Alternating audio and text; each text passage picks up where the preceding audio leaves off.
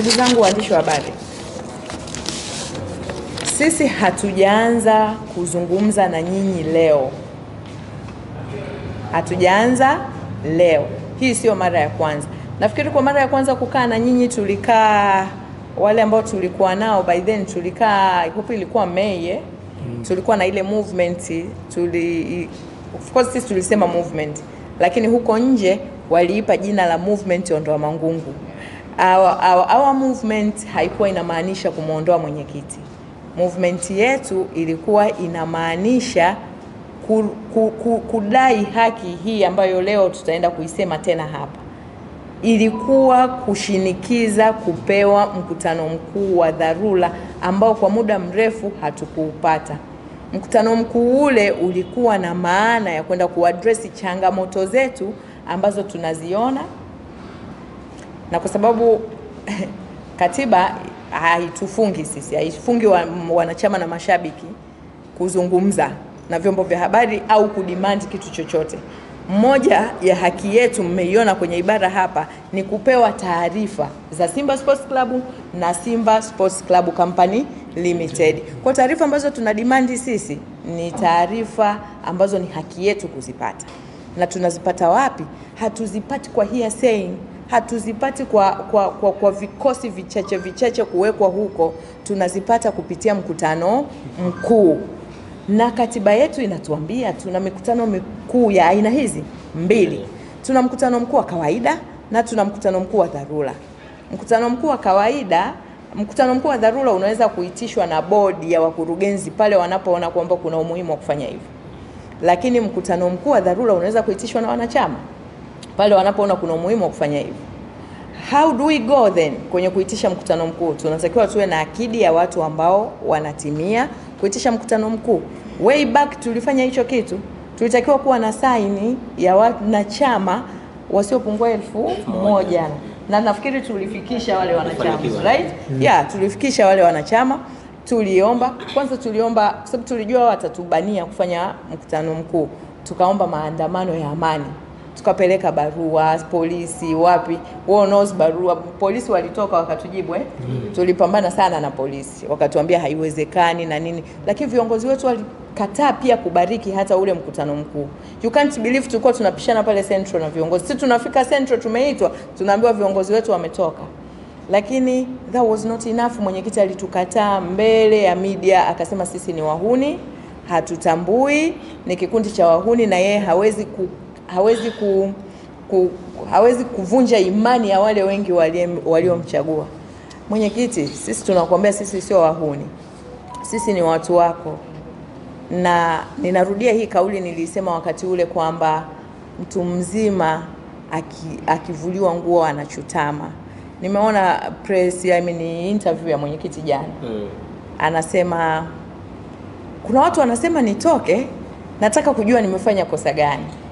This shows you ni kwa kiasi gani wewe sio kiongozi na huna uwezo kabisa wa kujitathmini. Kitendo cha kufanya vibaya kwa misimu 4 mfululizo kilikuwa kinatosha kabisa wewe kukaa chini na kujitathmini na kuona kwamba chini ya uongozi wako kukuwa na uwezo wa kuifanya Simba Sports Club ikapiga hatua. Yani nimeshangaa, nimetetemeka. Mwenyekiti, naogopa kusema mwenyekiti wangu. I don't believe I can have a mwenyekiti like huyo, mtu ambaye anaweza akawa hajui, yani hajui kwamba amefanya makosa gani. Seriously, mwenyekiti, tunaomba tukuambie, moja ya makosa ambayo umefanya yanayokupasa step down ni kutugawa sisi kama wanachama na mashabiki. Katiba ya Simba Sports Club inawatambua wanachama na mashabiki. Na ndio sababu katiba imetupa mkurugenzi wa wanachama na mashabiki kikatiba ambaye atakuwa anashughulika na kero za wanachama na mashabiki.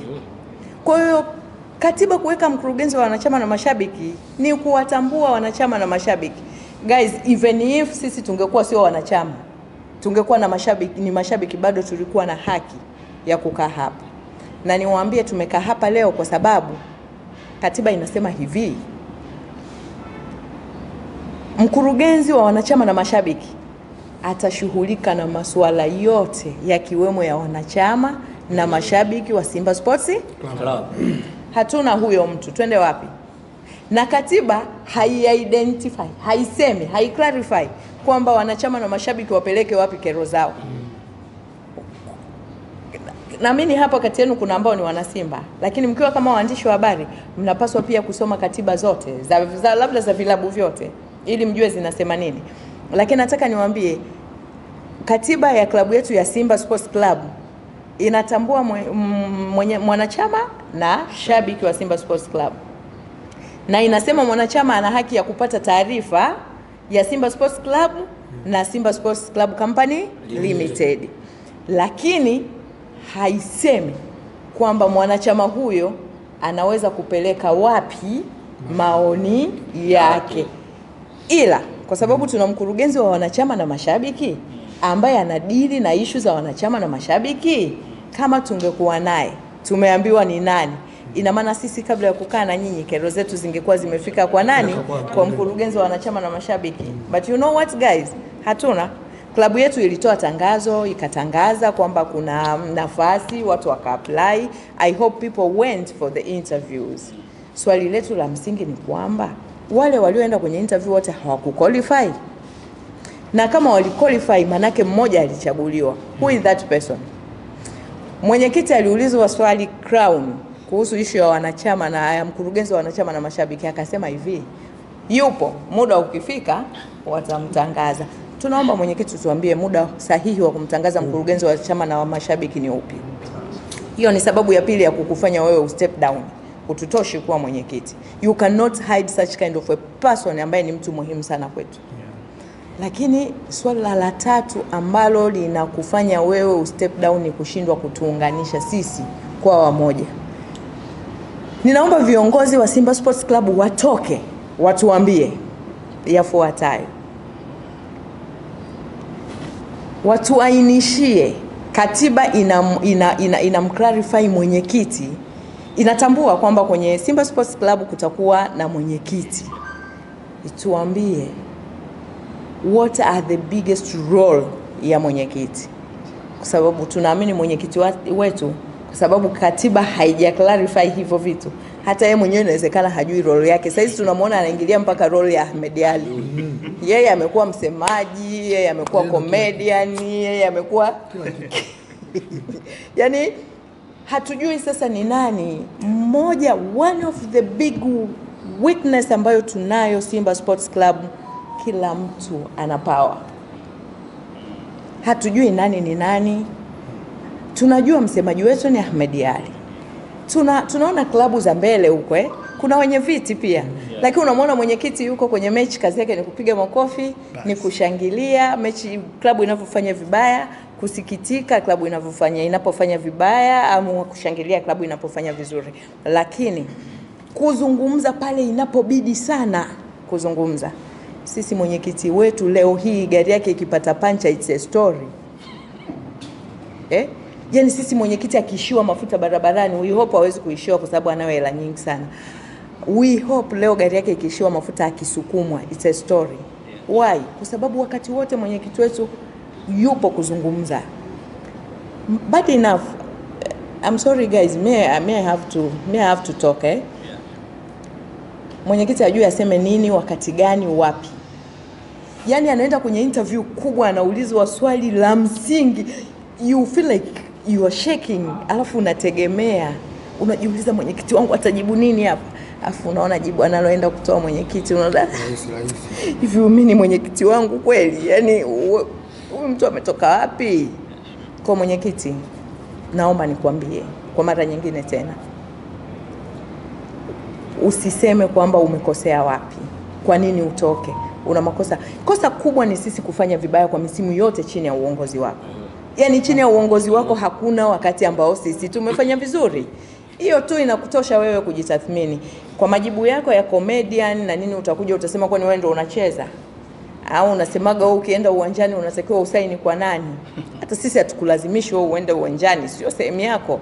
Tunakulazimisha wewe chini ya uongozi wako klabu yetu ifanye vizuri. Lakini sisi kama mashabiki na wanachama tunaona uko nyuma hali tuliokuwa nayo, na tunaona tofauti mara baada ya Mohamed Dewji kurudi kwenye nafasi ya uwenyekiti. Sisi hatutaki huyu mtu muumize. We don't care nyinyi mtatafsiri nini, kwa sababu tunajua mtatoka na tafsiri zenu, whatever the case. Sisi tumekuja hapa, tumekaa, tumeamua kusema mawazo ya ndugu zetu wengine ambao wapo, wale ambao hawakuwa na uwezo wa kufika kwenye media hii. Lakini tunataka kuambia hivi, hatujali nyinyi mtasema nini. Tunachojali sisi ni furaha yetu. Sisi furaha yetu ni Simba Sports Club kufanya vizuri. Hiyo ndio furaha yetu. Na kwa sababu tunajua tuna timu nzuri, tuna kikosi kizuri, tuna kocha mzuri, tumefanya usajili mzuri, tuna kila kitu kizuri. Tunaamini nyinyi mnaturudisha nyuma. Chini ya uongozi wenu mmefanya vibaya. We want you guys. Mwezi wa 5 tulikuwa na movement kama hii ya kukutaka mwenyekiti wewe na bodi yako nzima mtoke. Lakini tulikuwa na movement yetu pia ilikuwa inasema hatuna imani na bodi ya mwekezaji. Mnakumbuka?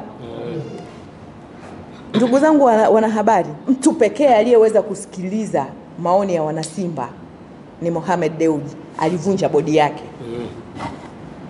Nyinyi mliona bodi ya Simba Sports Club ilivunjwa? Haikuvunjwa. Watasema kwa sababu wao hawawezi kuvunja kwa sababu inachaguliwa na nani? Na mkutano mkuu, si ndio? Lakini tulidemand mkutano mkuu. Mliitisha mkutano mkuu. Mlienda kutuambia nini kwenye mkutano mkuu? Walienda kutuambia transformation imebakisha asilimia ngapi? 2%. 2%, right? Good 7 years now tuko kwenye 2% ya kumaliza na kukamilisha transformation. Imani yetu sisi inatuambia transformation ikikamilika tutakuwa salama sana. Lakini tunajua hii transformation ukweli ni kwamba haiwezi kukamilika, si ndio? Tunajua haiwezi kukamilika kwa sababu viongozi wetu hawako willing na hilo, hawataki. Sisi tunajua nyinyi ndio mnaozuia transformation, sio mtu mwingine yoyote. Na tunaomba tuseme tuko hapa kama wanachama hai wa Simba Sports Club. Tukitoka hapa tunajua mtatafuta kadi zetu na namba zetu ili mtufungie. Tuko tayari kwa hilo. Tunaomba kuambia sisi ni wanachama hai, tuna namba, tuna kadi, tuna matawi yetu. Mkitaka tuwape kadi zetu tutawapa. Tuko tayari kwa sababu tunajua silaha yenu pekee nyinyi ni kutufungia. Hatuko hapa kwa ajili ya kumdefend Mohamed Dewji. Tuko hapa kwa ajili ya kudai haki yetu ya msingi ambayo tunatakiwa kupewa na klabu yetu. Tunataka ushindi, tunataka furaha.